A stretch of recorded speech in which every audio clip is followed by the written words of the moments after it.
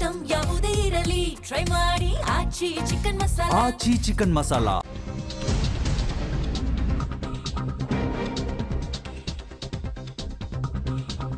Netanyahu ಮತ್ತು Trump ನಿರ್ಧರಿಸಿದ ದಿನದಂದೇ ಯುದ್ಧ ಅಂತ್ಯ. ನೆತನ್ಯಾಹು ಜೊತೆ ಸುದೀರ್ಘ ಚರ್ಚೆಯನ್ನು ಮಾಡಿದ್ದಾರೆ ಟ್ರಂಪ್. ಮೊಬೈಲ್ನಲ್ಲಿ ಇಸ್ರೇಲ್ ಅಧ್ಯಕ್ಷನ ಜೊತೆ ಮಾತುಕತೆಯನ್ನು ನಡೆಸಿದ್ದಾರೆ ದೂರವಾಣಿ ಮುಖಾಂತರ. ಈ ಬಗ್ಗೆ ಇಸ್ರೇಲ್ ಮಾಧ್ಯಮಗಳು ವರದಿಯನ್ನು ಮಾಡಿವೆ. ಏನಂತ, ನಾವಿಬ್ಬರು ನೆತನ್ಯಾಹು ಮತ್ತು ಟ್ರಂಪ್ ಇರಾನ್ ನಿರ್ಧಾರ ಮಾಡೋದಲ್ಲ, ನಾವು ನಿರ್ಧರಿಸಿದ ದಿನದಂದೇ ಯುದ್ಧ ಅಂತ್ಯವಾಗುತ್ತೆ, ಅಲ್ಲಿ ತನಕ ಯುದ್ಧವನ್ನು ಮುಂದುವರಿಸಬೇಕು ಅಂತಕ್ಕಂಥ ತೀರ್ಮಾನಕ್ಕೆ ಬಂದಿದ್ದಾರೆ. ಅಮೇರಿಕ ಮತ್ತು ಇಸ್ರೇಲ್ನ ಈಗಿನ ದಾಳಿಗಳು ಸಿದ್ಧತೆಗಳನ್ನ ನೋಡ್ತಾ ಇದ್ದರೆ ಅವ್ರಿಗೇನೋ ಸದ್ಯಕ್ಕೆ ಯುದ್ಧವನ್ನು ನಿಲ್ಲಿಸುವ ಯಾವ ಲಕ್ಷಣಗಳು ಇಲ್ಲ. ಇನ್ನೂ ಬಹಳ ದಿನಗಳ ಕಾಲ ಯುದ್ಧ ಮುಂದುವರಿಯುತ್ತೆ ಅಂತ ಟ್ರಂಪ್ ಹೇಳಿದ್ದಾರೆ. ನಾವಿಬ್ಬರೂ ಕೂಡ ಒಟ್ಟಾಗಿ ಇರಾನ್ ಸರ್ವನಾಶಕ್ಕೆ ಪಣ ತೊಟ್ಟಿದ್ದೇವೆ, ಸಜ್ಜಾಗಿದ್ದೇವೆ. ಇರಾನ್ ಸರ್ವನಾಶವಾಗೋದು ಖಚಿತ ಅಂತ ಹೇಳ್ತಿದ್ದಾರೆ. ನಾವಿಬ್ಬರೂ ಕೂಡ ನಿರ್ಧರಿಸಿದ ದಿನವೇ ಯುದ್ಧ ಅಂತ್ಯ ಅನ್ನುವಂತಹ ಮೆಸೇಜ್ ಇಬ್ಬರ ನಡುವೆ ಪಾಸ್ ಆಗಿದೆಯಂತೆ. ಎರಡು ರಾಷ್ಟ್ರಗಳಿಂದ ಒಂದು ನಿರ್ದಿಷ್ಟ ದಿನಾಂಕ ನಿಗದಿ, ನಾವು ಹೇಳಿದ ದಿನದಂದೇ ಯುದ್ಧ ಅಂತ್ಯವಾಗಲಿದೆ ಅನ್ನುವಂತಹ ಮೆಸೇಜು. ಹಾಗಾದ್ರೆ ಇರಾನ್ನನ್ನು ಬೆದರಿಸುವಂತಹ ಕೆಲಸವನ್ನ ನೆತನ್ಯಾಹು ಮತ್ತೆ ಟ್ರಂಪ್ ಮಾಡ್ತಾ ಇದ್ದಾರಾ ಅಂಥೇಳಿ. ಒಂದು ಕಡೆ ಪ್ರಬಲವಾದಂತಹ ಬಾಂಬರ್ಗಳನ್ನು ಹಾಕ್ತೀವಿ ಅಂಥೇಳಿ, ಮತ್ತೊಂದು ಕಡೆ ನಾವಿಬ್ಬರು ನಿರ್ಧರಿಸಿದಾಗಲೇ ಯುದ್ಧ ನಿಲ್ಲುತ್ತೆ ಅಂಥೇಳಿ, ಮತ್ತೊಂದು ಕಡೆ ಬನ್ನಿ ಶರಣಾಗಿ ಅನ್ನುವಂತಹ ಮೆಸೇಜು. ಎಲ್ಲಿಗೆ ಹೋಗಿ ನಿಲ್ಲುತ್ತೆ ಅನ್ನೋದು ಗೊತ್ತಾಗ್ತಿಲ್ಲ. ಮತ್ತಷ್ಟು ಡೀಟೇಲ್ಸ್ ಕೊಡೋದಕ್ಕೆ ಶಬೀರ್ ನೇರ ಸಂಪರ್ಕದಲ್ಲಿ ಜಾಯಿನ್ ಆಗಿದ್ದಾರೆ. ಶಬೀರ್, ಒಂದು ಕಡೆ ಪ್ರಬಲವಾದಂತಹ ಸ್ಫೋಟವನ್ನು ಮಾಡೋದಕ್ಕೆ ನಾವು ರೆಡಿ ಆಗಿದ್ದೀವಿ ಅನ್ನುವಂತಹ ವಿಡಿಯೋ ಮೆಸೇಜು, ಮತ್ತೊಂದು ಕಡೆ ನಾವು ಯಾವಾಗ ಹೇಳ್ತೀವೋ ಅವತ್ತೇನೆ ಯುದ್ಧ ನಿಲ್ಲುತ್ತೆ ಅನ್ನುವಂತಹ ಮೆಸೇಜು. ಅಂದರೆ ಕೊನೆಯ ಕ್ಷಣದವರೆಗೂ ಕೂಡ ಇರಾನನ್ನು ಬಗ್ಗು ಬಡಿಯೋದಕ್ಕೆ, ಬ್ಲ್ಯಾಕ್ ಮೇಲ್ ಮಾಡೋದಕ್ಕೆ, ಒತ್ತಡವನ್ನು ಹೇರಿ ಇರಾನನ್ನು ವಶ ಮಾಡ್ಕೊಳ್ಳೋದಕ್ಕೆ ಏನೆಲ್ಲ ಪ್ರಯತ್ನಗಳು ಬೇಕು ಅದೆಲ್ಲವೂ ಕೂಡ ಆಗ್ತಾ ಇದೆಯಾ ಅಂತ.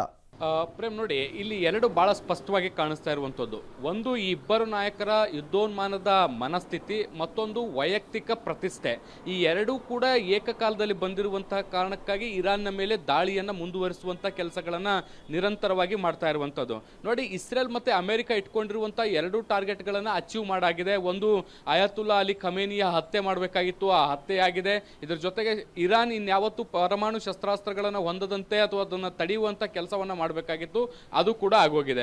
ಸೊ ಇಲ್ಲಿಗೆ ಯುದ್ಧ ಬಹುತೇಕ ಮುಕ್ತಾಯ ಆಗಬೇಕಾಗಿತ್ತು, ಯಾಕೆಂದರೆ ಇಂಟೆನ್ಷನ್ ಕ್ಲಿಯರ್ ಆಗಿರುವಂಥದ್ದು. ಆದರೆ ಇನ್ನೂ ಕೂಡ ಇರಾನ್ನ ಮೇಲೆ ನಿರಂತರವಾದಂಥ ದಾಳಿಯನ್ನು ಮಾಡುವಂಥದ್ದು, ಅದಕ್ಕೆ ದೊಡ್ಡ ಆರ್ಥಿಕ ಹೊಡೆತಗಳನ್ನು ಕೊಡುವಂಥದ್ದು, ಅಥವಾ ಅಲ್ಲಿರುವಂಥ ಇಡೀ ವ್ಯವಸ್ಥೆಯನ್ನು ಬುಡಮೇಲು ಮಾಡುವಂಥ ಪ್ರಯತ್ನಗಳನ್ನು ಮಾಡುವಂಥದ್ದು ಏನಿದೆಯಲ್ಲ, ಇದು ಒಂದು ರೀತಿ ಯುದ್ಧೋನ್ಮಾನದ ಸ್ಥಿತಿ ಅಥವಾ ವೈಯಕ್ತಿಕ ಜಿದ್ದಿಗೆ ತೆಗೆದುಕೊಂಡಂತೆ ಇದು ಭಾಸವಾಗ್ತಾ ಇರುವಂಥದ್ದು.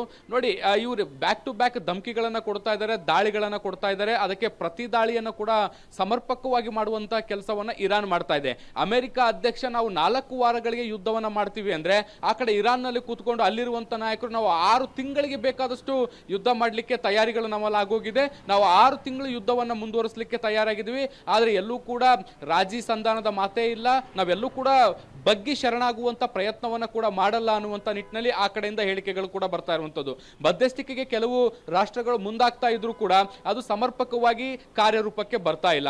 ಸೊ ಹೀಗಾಗಿ ಈ ಇಬ್ಬರು ನಾಯಕರು ಏಕಕಾಲದಲ್ಲಿ ಇರಾನ್ನ ಮುಗಿಸಬೇಕು ಅನ್ನುವಂಥ ನಿಟ್ಟಿನಲ್ಲಿ ದೊಡ್ಡ ಪ್ರಯತ್ನಗಳನ್ನ ಮಾಡ್ತಿದ್ದಾರೆ. ಅಲ್ಲಿರುವಂತಹ ಆಡಳಿತ ವ್ಯವಸ್ಥೆಯನ್ನೇ ಬದಲಾಯಿಸಬೇಕು ಅನ್ನುವಂಥ ಪ್ರಯತ್ನಗಳನ್ನ ಕೂಡ ಮಾಡ್ತಿದ್ದಾರೆ. ಆದರೆ ಅಂತಿಮವಾಗಿ ಅಲ್ಲಿರುವಂತಹ ಜನರು, ಅಂದ್ರೆ ಇರಾನ್ನಲ್ಲಿರುವಂತಹ ಜನರು ಅಂತಿಮವಾಗಿ ಒಂದು ಪ್ರತಿಭಟನೆ ರೂಪದಲ್ಲಿ ಆ ವ್ಯವಸ್ಥೆಯ ವಿರುದ್ಧ ಬಂಡಾಯ ಹೇಳಿದೆ. ಅಲ್ಲಿ ಯಾವುದೇ ರೀತಿಯಾದಂತಹ ವ್ಯವಸ್ಥೆ ಬದಲಾವಣೆಯ ಸಾಧ್ಯತೆ ತೀರಾ ಕಡಿಮೆ ಅಂತಾನೆ ಹೇಳ್ಬೋದು. ಆ ಪ್ರಯತ್ನದ ಭಾಗವಾಗಿ ನಿರಂತರವಾಗಿ ದಾಳಿಗಳನ್ನು ಮಾಡೋ ಮೂಲಕ ಜನರನ್ನ ಆಕ್ರೋಶಕ್ಕೆ ಗುರಿ ಮಾಡುವಂಥ ಪ್ರಯತ್ನಗಳನ್ನು ಕೂಡ ಇಸ್ರೇಲ್ ಮತ್ತೆ ಅಮೆರಿಕ ಮಾಡ್ತಿರುವಂತೆ ಕಾಣಿಸ್ತಾ ಇದೆ. ಹೀಗಾಗಿ ಸುದೀರ್ಘವಾದಂಥ ದಾಳಿಯನ್ನು ಮಾಡುವಂತಹ ನಿಟ್ಟಿನಲ್ಲಿ ಈಗ ಇಬ್ಬರು ನಾಯಕರ ನಡುವೆ ಮಾತುಕತೆಗಳು ಕೂಡ ನಡೆದಿದ್ದಾವೆ ಅನ್ನುವಂಥದ್ದು ಗೊತ್ತಾಗ್ತಾ ಇದೆ. 4 ವಾರಗಳಂತ ಹೇಳಾಗಿತ್ತು, ಈಗ ಎರಡನೇ ವಾರವೂ ಕೂಡ ಶುರುವಾಗಿರುವಂಥದ್ದು. ಬಹುಶಃ ಇನ್ನೆಷ್ಟು ದಿನಗಳ ಕಾಲ ನಡೆಯುತ್ತೆ ಗೊತ್ತಿಲ್ಲ. ಆದ್ರೆ ಒಂದಂತೂ ಸ್ಪಷ್ಟ, ಈ ದಾಳಿ ಪ್ರತಿ ದಾಳಿಯ ಹೊಡೆದಾಟದಲ್ಲಿ ಬಹಳ ದೊಡ್ಡ ಪ್ರಮಾಣದಲ್ಲಿ ಇಸ್ರೇಲ್, ಅಮೆರಿಕ ಮತ್ತೆ ಇರಾನ್ 3 ದೇಶಗಳ ನಷ್ಟ ಆಗೋದರ ಜೊತೆಗೆ ಇಡೀ ಮಧ್ಯಪ್ರಾಚ್ಯವನ್ನು ಕೂಡ ಸಂಪೂರ್ಣವಾಗಿ ವಿನಾಶದತ್ತ ಕೊಂಡೊಯ್ಯುವಂತ ಕೆಲಸಗಳು ಕೂಡ ಆಗ್ತಾ ಇದೆ. ಪ್ರೇಮ್, ಓಕೆ, ಹಾಗೆ ಸಂಪರ್ಕದಲ್ಲಿ ಶಬೀರ್, ನಿಮ್ಮ ಜೊತೆ ಮತ್ತೆ ಮಾತನಾಡ್ತೀನಿ. 1 ವಾರ ಯುದ್ಧ ಆಯಿತು ಅಂದರೆ ಅದು ಅಮೇರಿಕ ಆಗಿರಲಿ, ಇರಾನ್ ಆಗಿರಲಿ, ಇಸ್ರೇಲ್ ಆಗಿರಲಿ, ಎಷ್ಟೋ ವರ್ಷಗಳ ಹಿಂದಕ್ಕೆ ಅಭಿವೃದ್ಧಿಯಲ್ಲಿ. ನೋಡಿ, ಇರಾನ್ನ ಕೋಮ್ನಲ್ಲಿ ಸಿಲುಕಿ ಭಾರತೀಯರು ಪರದಾಡ್ತಾ ಇದ್ದಾರೆ ಅಂತಕ್ಕಂಥ ಮಾಹಿತಿ. ನಿತ್ಯ ಜೀವ ಭಯದಲ್ಲೇ ದಿನ ದೂಡ್ತಾ ಇದ್ದಾರೆ ಅಲ್ಲಿನ ಯುವಕರು. ಕೋಮ್ ನಗರದಲ್ಲಿ ದಾಳಿ ಹೆಚ್ಚುತ್ತಾ ಇದೆ. ಪ್ರತಿನಿತ್ಯ US ಮತ್ತು ಇಸ್ರೇಲ್ ಅಟ್ಯಾಕ್ ಮಾಡ್ತಾ ಇವೆ. ಹಾಗಾಗಿ ಕೂಡಲೇ ನಮ್ಮನ್ನು ಕರೆದೊಯ್ಯಿರಿ ಅಂತ ಕೇಂದ್ರಕ್ಕೆ ಕೋಮ್ನಲ್ಲಿರುವ ಭಾರತೀಯರು ಮನವಿ ಮಾಡಿದ್ದಾರೆ. ವಿಡಿಯೋ ಮೂಲಕ ಮನವಿಯನ್ನು ಮಾಡಿಕೊಂಡಿದ್ದಾರೆ ಯುವಕರು. ಆಗಲೇ ಹೇಳಿದ್ರು, ತುಂಬ ಹಿಂದೆ ಯುದ್ಧ ಶುರುವಾಗೋಕ್ಕೂ ಮೊದಲೇ ಯಾರ್ಯಾರು ಭಾರತೀಯರಿದ್ದೀರಾ ಎಲ್ಲ ಬಂದ್ಬಿಡ್ರಪ್ಪ ಅಂತ. ಆಗ ಇವ್ರು ಯಾರೂ ಬರಲಿಲ್ಲ. ಈಗ ನಮ್ಮನ್ನು ಕರ್ಕೊಂಡೋಗಿ ಅಂದರೆ ಹೆಂಗೆ ಸಾಧ್ಯ? हमारी अपील है गवर्नमेंट ऑफ इंडिया से, हम स्टूडेंट्स हैं यहाँ पे 5-6 यूनिवर्सिटीज के इस टाइम इधर ईरान में फंसे हैं, मेडिकल स्टूडेंट्स हैं. हमें 7 दिन पहले सेफली रिलोकेट किया था एक जगह पे, तो बोला था ये सेफ जगह है. लेकिन कल और आज 300 मीटर के रेडियस में स्ट्राइक्स हुई. सो बच्चे बहुत